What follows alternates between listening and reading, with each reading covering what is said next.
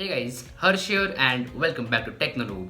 Asus launched a new phone just a couple of days ago over here in India, that is the Asus Zenfone Max Pro M1. Yes, I know that's a long name, but still, this phone is really interesting because it is a direct competition to the Redmi Note 5 and the Note 5 Pro. Hence, today let's find out about the top 5 features of this new phone. Now do make a note that I don't have the phone as of yet. I'm making this video because there are a couple of things about this phone that really stand out, and that's why I want to talk about them. I will be buying this phone on the 3rd of May, so stay tuned to the channel because I will be making a ton of videos about this phone. Now without wasting any more time, let's begin.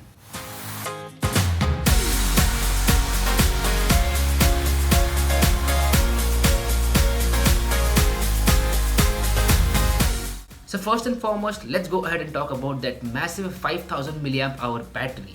Yes, you heard me right. This phone comes with a 5000 milliamp hour battery, which is bonkers. So obviously battery life on this phone is going to be really great. You can expect 2 days of battery life out of this phone easily, and that is because of the second point, that is the Snapdragon 636 processor. So 636 is an upgrade to the 625. We've seen in the 625 that it performed really well, but it also retained great battery life. And same is the case with 636. It has awesome performance and the battery life is great too. Hence you can easily expect 2 days of battery life as well as good performance out of this phone. Moving on, at number 3, let's talk about the software on this phone. So the Asus Zenfone Max Pro M1 comes with Android 8.1 out of the box and it runs on stock Android. Like, there are very few customizations by Asus on this phone, which is a very big thumbs up from my side because the performance of this phone is going to be really good with Snapdragon 636 and stock Android.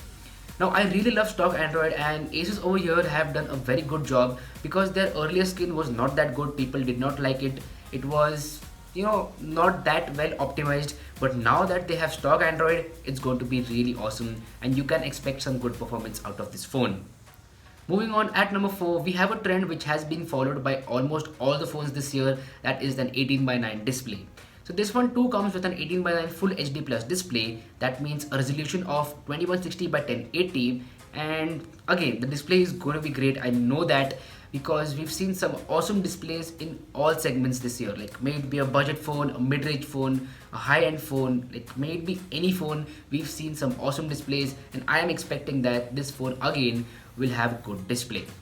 Now last but not the least, at number 5, this is not particularly a feature about this phone, it is the price of the phone. So it starts at 11,000 rupees for the 3 and 32 variant, which is crazy because at 11,000 rupees you're getting the Snapdragon 636, 5000 milliamp hour battery, that new 18:9 display, stock Android, and some really good cameras. So what else do you need at 11,000 rupees? That's why this phone stands out. So price is a very big plus point. Also the next variant, that is the 4 and 64 variant, comes for a price of rupees 13,000. That is still 1,000 lesser than Redmi Note 5 Pro. And one of the biggest complaints with the Note 5 Pro is not about the phone itself, but about the flash sale method. And I hope Asus will have enough stocks of this phone. Now the first sale is a flash sale, so maybe after 1 or 2 sales Asus will have enough stocks. But yeah, even they are following the flash sale for now. But in the launch event they said that they will have enough stocks of this phone. Now you guys out there might ask that I did not include cameras in the top 5 list, and why is that so?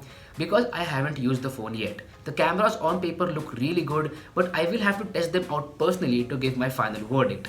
Hence, please stay tuned to the channel. I will buy that phone in some way or the other. Like if I can get it early, I'll get it early, or on 3rd May I will definitely buy it and I'll definitely make a ton of videos about it. That's why hit that subscribe button and you will get a ton of videos on this phone.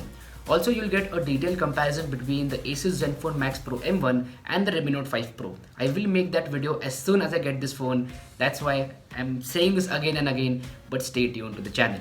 So anyway, that's been it. I hope that you enjoyed this video in some way or the other, and if you did, then make sure to smash that like button and also subscribe to the channel. If you want to buy this phone, I'll drop a link to it in the description box below. You can go ahead and check it out. My name is Harsh Punjabi, and see you guys in the next one.